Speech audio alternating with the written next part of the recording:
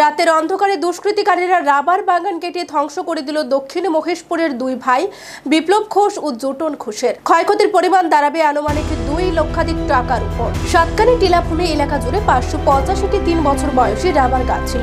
একটি গাছও দুষ্কৃতীরা বাদ রাখেনি, সমস্ত গাছই কেটে দিয়েছে।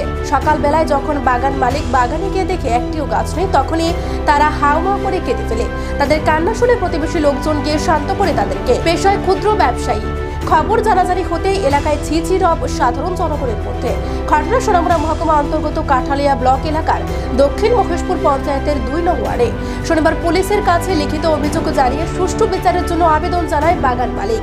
এই ঘটনায় ব্যাপক চাঞ্চল্য বিরাজ করছে গোটা এলাকা জুড়ে।